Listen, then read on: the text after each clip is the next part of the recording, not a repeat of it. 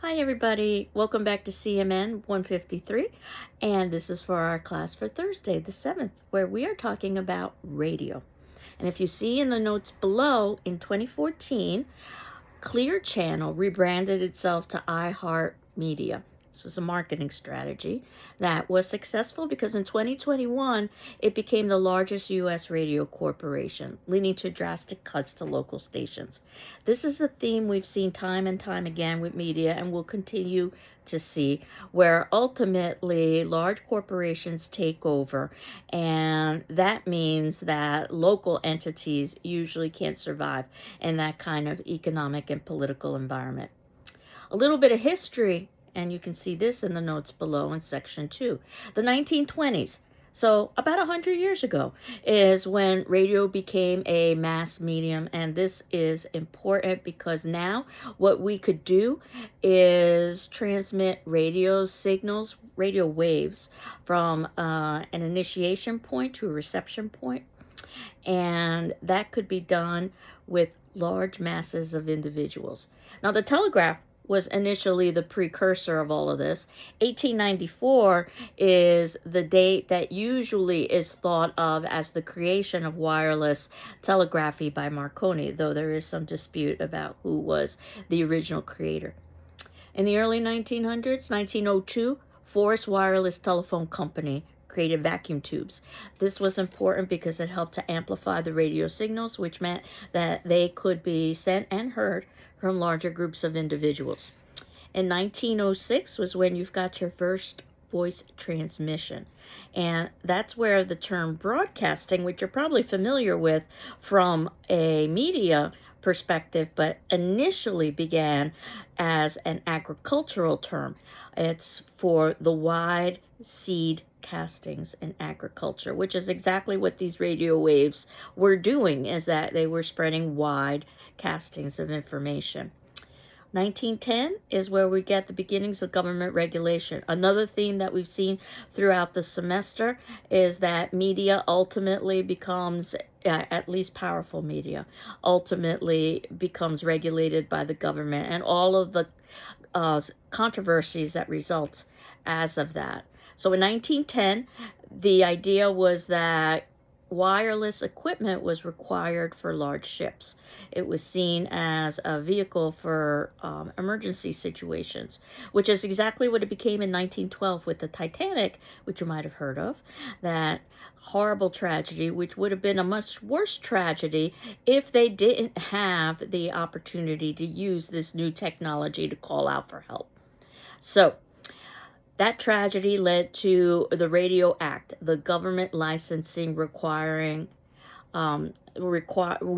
for transmitting, because there are a limited number of signals which would oftentimes be jammed. So the idea is that the government needed to regulate the number of radio stations who would be broadcasting. 1919, this is the first government approved private sector monopoly. You might know it as RCA, the Radio Corporation of America. 1922, another company you might be familiar with, AT&T. They started what was WNBC, which still exists, by the way. They started that in New York. Their call to fame is that this was the first station to sell advertising. Almost like the internet, initially the thought was that it would serve the public good, and then capitalism played a role in terms of turning it into a commercial enterprise. 1923, NBC simultaneously aired a program in New York and Boston. That became the first network. Networks is just basically series of individual points that can be joined together. And in 1927, there was a law that foreigners could not own more than 25% of U.S. broadcasting media. This is going to be very important for 1985, and this is directly related to Outfox, by the way, which I had asked you to watch. Rupert Murdoch becomes a U.S. citizen. He's by origin Australian. This is important because now Rupert Murdoch can own more than 25% of broadcast media. 1927, the Radio Act, where the radio is supposed to serve, quote, public interest, convenience, or necessity, unquote. And of course, there's all kinds of dispute as to how public interest, convenience, and necessity is defined. 1929, brilliant move, RCA teams up with General Motors to put radios in cars. And in 1932, there was an antitrust team or case to break up the radio monopoly. So already we're beginning to see how monopolies usually take over these large medias. And the question of what exactly is a monopoly, how to define it, is something that is legal and political. In 1934, part of the Telecommunications Act was the Fairness Doctrine. This gets us back to Fox News because I believe that Al Fox discussed the Fairness Doctrine, the idea that political sides all had to have fairness in terms of presenting positions. And there were all kinds of challenges resulting in that, so that eventually it was eliminated, which let the door open for people like Rupert Murdoch. 1930s is usually was considered radio's golden age, where radio was used for entertainment. Radio was kept in a large cabinet. Ultimately, television steal these ideas, and television was kept in a large cabinet. It looked like a piece of furniture. And the idea was that that would be the central hub in the home. And 1940s is when FM, which stands for frequency modulation, leading to greater signal clarity. 1950s is when radio became portable for individuals. So transistor radios, small radio signal amplifiers. And in 1950s is also when we have the beginning of format radio, things like the Top 40, for instance. So now you've got, again, large groups of people consuming the same media at the same time.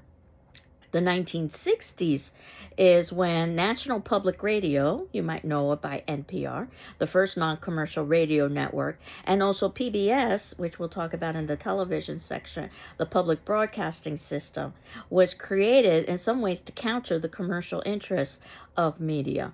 More on that in a moment.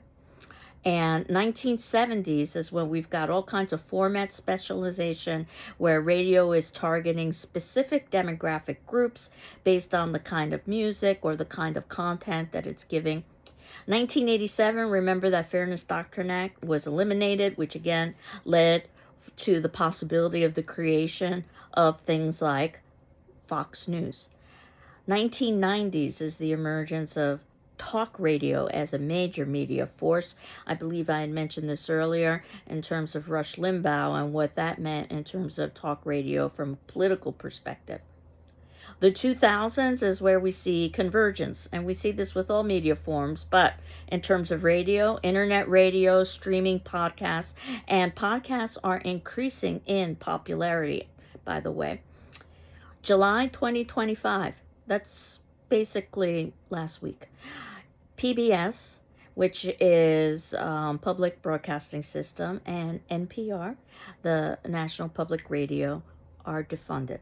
So you might have heard about this in the news. If not, I've included an article from the Associated Press, as I indicated that if you need to consume news, you need to be a careful consumer of it, and that the Associated Press is my recommendation because it's probably going to give you one of the more neutral responses to its reporting.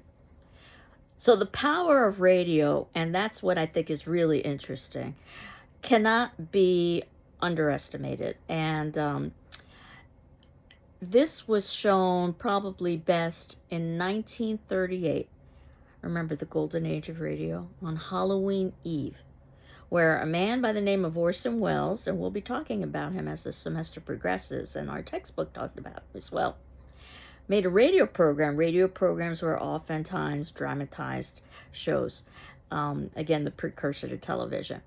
What he did was he adapted a novel by H.G. Wells. No relation. The fact that Orson Welles and H.G. Wells shared the last name was purely coincidental.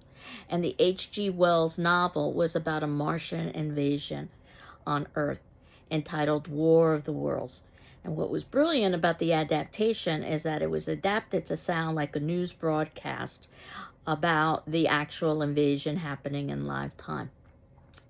This fooled many listeners, and you might think about, well, first of all, there weren't many media outlets, so you couldn't necessarily verify. Secondly, the radio show was done brilliantly, including when it aired. So there was high competition at that time period for viewership.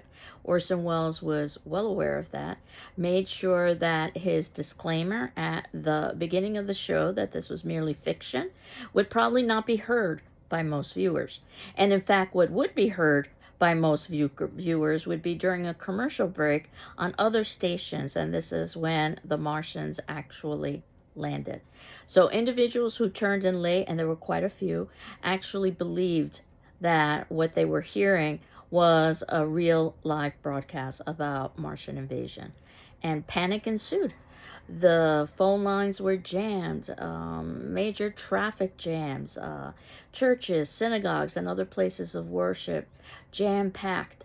Um, there were reports even of suicides, of individuals who would rather die by suicide than be enslaved by Martians.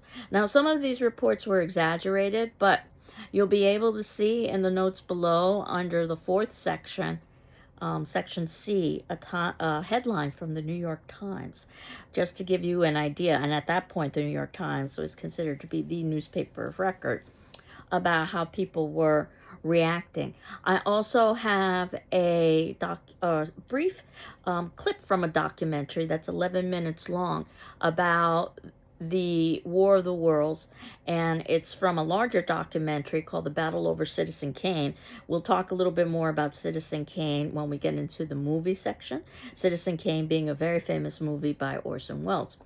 But the War of the Worlds radio broadcast has become iconic in terms of the way that it could, as a mass medium, influence public opinion.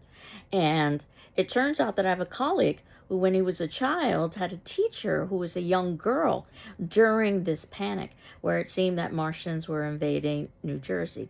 And she lived in that area, and she told the story about how she lived above the family's grocery store. And when she was listening to what was happening in the radio, she ran downstairs to the grocery store, ate as many bananas as she could, because bananas were her favorite fruit, because she was afraid that Martians were going to invade and she would never be able to eat bananas again. And she was quite young, but this is a true story. And adults were acting in equally panicked ways. And that's not to say that the audiences were particularly gullible in 1930s, because in 2013, and I remember this quite clearly, the Discovery Channel aired a faux documentary about the megalodon. It's a prehistoric shark, gigantic shark. And it was, in many ways, like War of the Worlds, in the sense that it was filmed as a realistic documentary, so that if you miss the opening disclaimer, you might believe, and many people did, that this was true.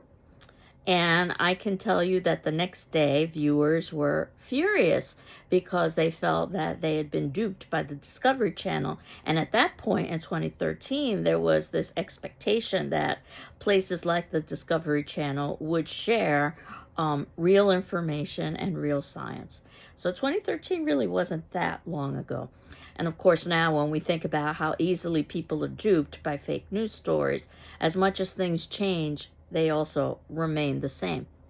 But what ended up happening with the War of the Worlds broadcasts is that the FCC had to institute regulations that it's now required to state things like whether or not something is from a fictional source, and the call letters of a radio station on a regular basis during a radio program. So that was one of the results. Orson Welles actually had to testify in Congress, and you will see this in the clip that I had assigned, the War of the Worlds documentary. That's the A section of the fourth point below. And of course, the B section is, the B section is really the most important section. And the B section is the actual War of the Worlds broadcast. It's 56 minutes long, and I would like you to listen to it to try to understand. Explaining it is one thing, but experiencing it is another. I recommend that you just try to go into a quiet room, lower the lights, perhaps close your eyes, and experience what an audience would have experienced. And remember that most audience members tuned in late after the initial disclaimer. Now, Orson Welles said that his intent was to scare people. After all, this was on Halloween Eve. And oh boy, did he scare people. And you'll see how he denied that he had any inkling about how badly people were scared. And in that brief clip of the documentary, how his colleagues will say that he was well aware of the panic and he wanted to continue. And he did continue because he thought it would be a wonderful Halloween Eve presentation. Whether it was wonderful or not, I'm not sure, but what it led to, and it could have led to the ending of Orson Welles' career, what it led to is Orson Welles being given a movie contract in Hollywood that had never been given to anyone before, let alone someone as young as Orson Welles, who was in his early 20s, where he had complete and total control. But again, we'll talk a little bit more about that in the film section. But for us, you are going to watch the War of the Worlds documentary. That's about 11 minutes. Listen to the War of the Worlds radio broadcast. That's about 56 minutes. And if you want it, I encourage you to do so. Just take a peek at the New York Times headline. That's the C section. So our attendance question for today, which will be due Saturday on the 9th. Of course, if you need additional time, please let me know. And as you know, you're not required to respond to your peers, but encouraged to do so, much like you would in a face-to-face class during class discussion. But you are required to read your peers' responses and my responses in turn.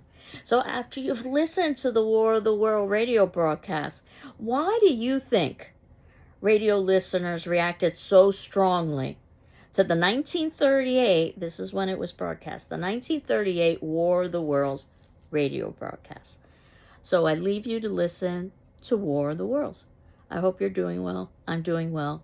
And we will continue on next week. Take care. Bye-bye.